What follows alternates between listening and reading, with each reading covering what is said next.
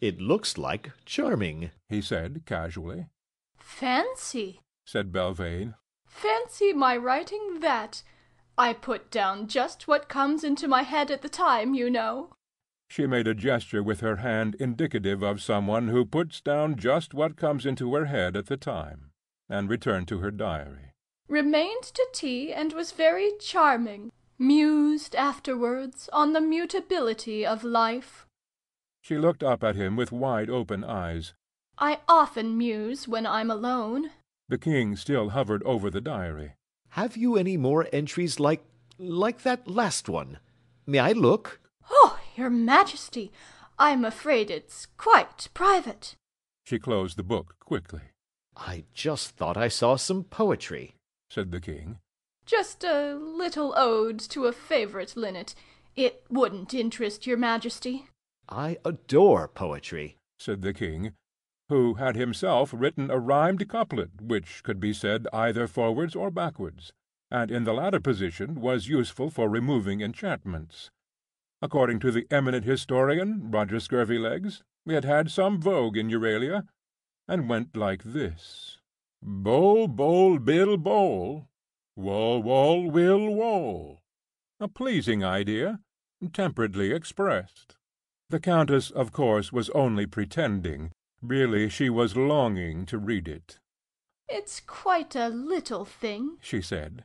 Hail to thee, blithe linnet, bird thou clearly art, that from bush or in it pourest thy full heart, and leads the feathered choir in song, taking the treble part. "Beautiful," said the king, and one must agree with him. Many years after, another poet, called Shelley, plagiarized the idea, but handled it in a more artificial, and to my way of thinking, decidedly inferior manner. "Was it a real bird?" said the king. An old favourite. "Was it pleased about it?"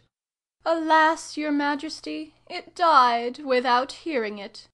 "Poor bird," said his Majesty. "I think it would have liked it." Meanwhile, Hyacinth, innocent of the nearness of a mother, remained on the castle walls and tried to get on with her breakfast. But she made little progress with it. After all, it is annoying continually to look up from your bacon, or whatever it is, and see a foreign monarch passing overhead. 18 more times the King of Barodia took Hyacinth in his stride. At the end of the performance, feeling rather giddy, she went down to her father.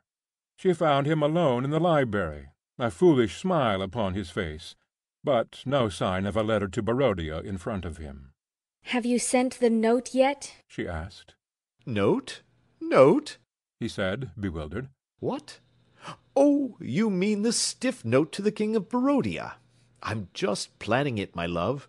The exact shade of stiffness, combined with courtesy, is a little difficult to hit." "I shouldn't be too courteous," said Hyacinth. "He came over 18 more times after you'd gone." 18? 18? My dear, it's outrageous.